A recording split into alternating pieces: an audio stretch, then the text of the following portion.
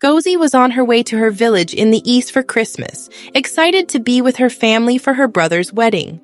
She never expected the terrifying journey that awaited her. It was late in the evening when the coaster bus, filled with weary passengers, meandered down the long, desolate road from northern Nigeria to the east.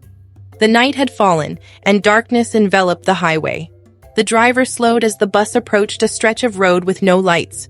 Suddenly, a group of armed bandits emerged from the trees, blocking the road with a barricade of logs and rocks. The bus screeched to a halt, and gunshots echoed into the night. "Everybody out, now!" a voice screamed, sharp and cold. People screamed in panic, not knowing what was happening. The bandits surrounded the bus, pointing their guns at the passengers. "Stay down, don't move!"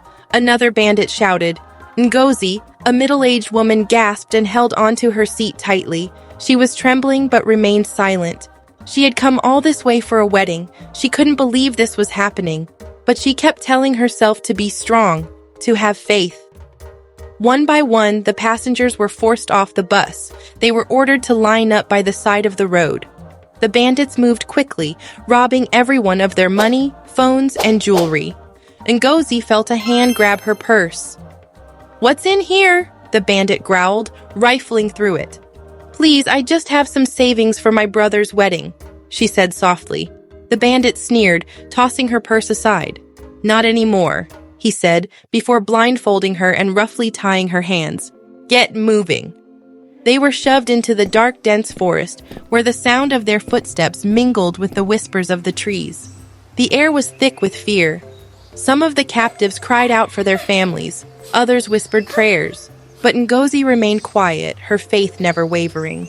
As they walked deeper into the woods, one of the bandits shouted, "Quiet down, all of you. We'll make sure your families get the message. Send money or else." Ngozi, feeling the weight of the silence, knelt on the cold ground. She whispered her prayers, asking God for strength, for protection. She closed her eyes, the world around her slipping away, her thoughts focused on her faith. At the bandits' camp, the captives were thrown into a large, darkened shack. No food, no water. The bandits patrolled the camp, their guns hanging loosely at their sides. Ngozi noticed that a few of the captives were weeping, but she remained silent, praying as the hours dragged on. She could feel the tension in the air, a sense of dread hanging over them. Later, one of the bandits, a tall man with a scar across his cheek, stood in front of the shack, yelling at the captives. "Listen to me, you fools! If your families don't send the ransom, someone is going to die. That's how this works." A man in the back of the group, shaking with fear, tried to speak. "Please, I have children. My wife, please, just let us go." The bandit laughed darkly. "Shut up, fool. You think your family can save you? We don't care about your sob story. You pay or you die. Simple." Ngozi closed her eyes, but her prayers didn't stop. "Lord, protect us," she whispered. The bandits continued to threaten and intimidate the captives. They moved from person to person, shouting at them to call their families and demand money. Those who didn't have enough were beaten.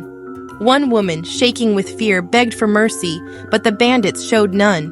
They pulled her away from the group and shot her in the clearing behind the shack. A scream pierced the night air and the captives trembled. Ngozi pressed her hands together, her prayers becoming more urgent. As night fell, the captives were forced to sit on the cold, hard ground, not knowing what would happen next. Ngozi's mind raced, but she held on to her faith. She knew there was a way out, though she couldn't see it yet.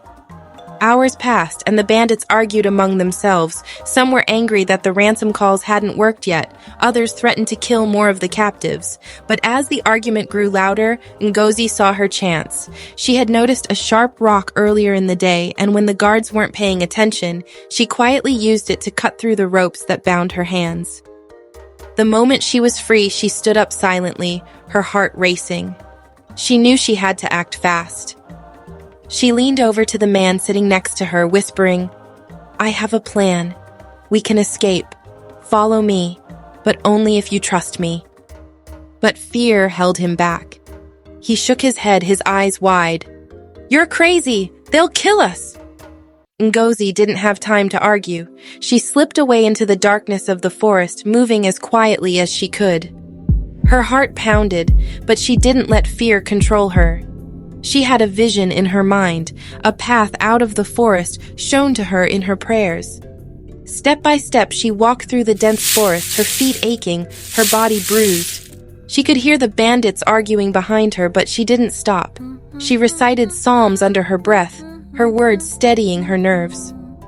Hours later, exhausted and covered in dirt, Ngozi finally saw a road. She ran toward it, her arms outstretched, praying that someone would see her.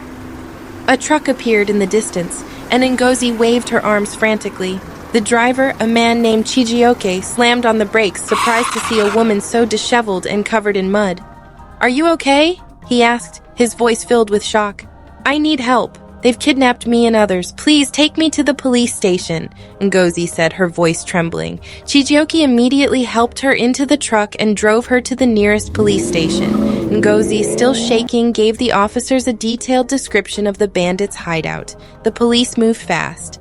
At dawn, helicopters arrived and heavily armed officers stormed the camp, rescuing the other captives and capturing the bandits. The police found the bodies of the woman who had been shot, and they uncovered the bandits' stash of stolen money and goods. Ngozi's story spread quickly, and she became a symbol of hope and courage.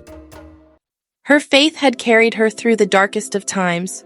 People from her village and beyond came to hear her story, inspired by the strength of her spirit. As she stood in front of her family and friends, Ngozi smiled, her heart at peace. She had survived the worst, and her faith had led her home.